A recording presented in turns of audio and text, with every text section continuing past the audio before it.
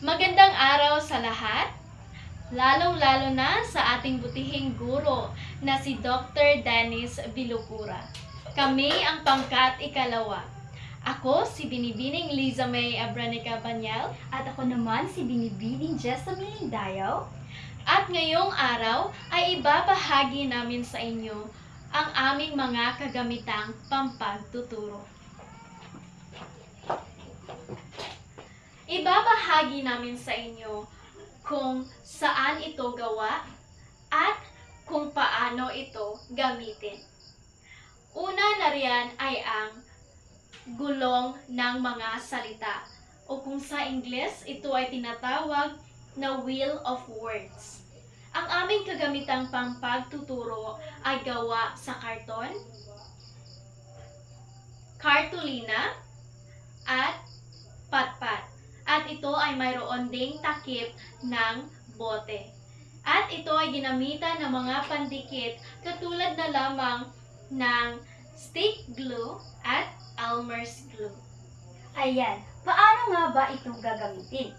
Kapag gagamit kayo ng ganitong kagamitan, ay dapat meron itong kaugnay sa inyong paksa o topiko.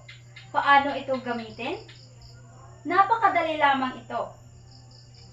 Kapag tapos na kayo sa unang pahina ay papaikutin nyo lang ang gulong at dito na tayo sa pangalawang pahina at hanggang matapos ang inyong topiko. Ayan lang siya kadaling gamitin. At ngayon ay pumunta naman tayo sa ikalawang kagamitang pampagtuturo. Ito ay ang aming sunflower. Or kung sa Ingles, ito ay tinatawag na parts of sunflower. Kung sa Tagalog naman, ito ay tinatawag na parte ng sunflower. Ang aming kagamitang pampagtuturo ay gawa sa hinabi na dahon ng niyog na hinugis namin na upang maging katulad ng petals ng sunflower.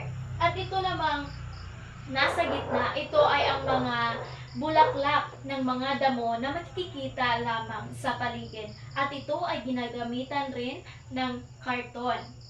At ang kanyang katawan naman, ito ay sanga ng kahoy na binalutan ng kartulina na kulay berde.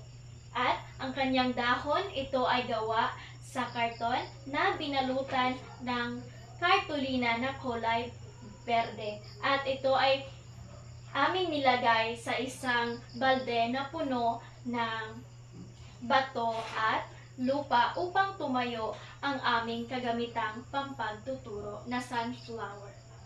Ayan, paano nga ba ito gagamitin? Magagamit mo lamang ito kapag ang iyong topiko ay tungkol sa bahagi ng mga bulaklak o bahagi ng isang bulaklak na sunflower.